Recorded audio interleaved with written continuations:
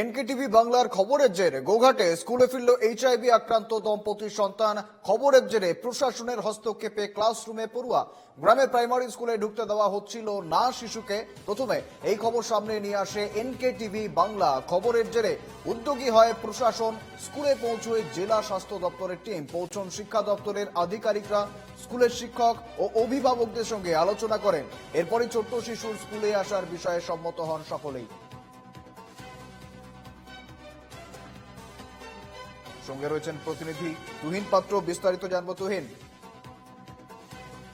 দেখো শুভেন্দু, ঘটনা যে দীর্ঘদিন ধরেই কিন্তু এই যে সমস্যা এটা কিন্তু একটা জারি ছিল। কারণ গোঘাটের যে এলাকায় এই দম্পতি এইচআইভি আক্রান্ত, সেই দম্পতির একটি শিশু ছিল 8 বছরের। সে গ্রামের যে স্কুল প্রাথমিক বিদ্যালয় সেইখানেতে দ্বিতীয় শ্রেণীর ছাত্র।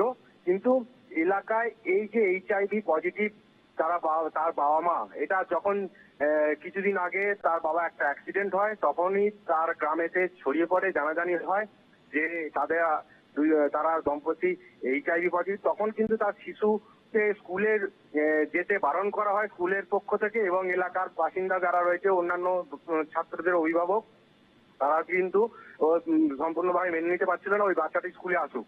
এরপরে কিন্তু একটা জটিলতা তৈরি হয় যে বাচ্চাটি বাড়িতেই থাকে এবং মানসিক ভাবে সে একটা সমস্যা তৈরি হয়, এবং বাড়ির যারা অন্যান্য যারা সদস্য রয়েছে তারা কিন্তু একটা সমস্যার মধ্যে পড়ে।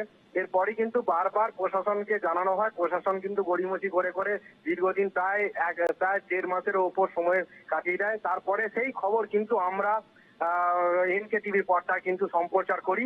তারপরেই কিন্তু প্রশাসন নড়ে চড়ে বসে, এবং এরপর যে পরবর্তী বারবার প্রশাসনের পক্ষ থেকে কিন্তু ওই গ্রামে গিয়ে মানুষকে সচেতনতা করার পাশাপাশি বিভিন্ন অভিভাবকদের স্কুলে ডেকে তাদের মিটিং করা, এরপর পরের পর পদক্ষেপ নেওয়ার পর গতকাল কিন্তু যে সময় যেটা দেখা গেছে যে জেলা স্বাস্থ্য আধিকারিকের প্রতিনিধি এবং শিক্ষা দপ্তরের প্রতিনিধিরা গিয়ে স্কুলে অভিভাবকদের সাথে মিটিং করে এবং সেই সমস্যার সমাধান রাস্তা খুঁজে পায়, এবং গতকালেই কিন্তু ওই ছাত্রকে স্কুলে নিয়ে আসে এবং গতকাল থেকেই প্রশাসনের হস্তক্ষেপে অবশেষে স্কুলে ফিরল ছাত্র। ধন্যবাদ তোমায়। আমাদের সঙ্গে ছিলেন প্রতিনিধি তুহিন পাত্র।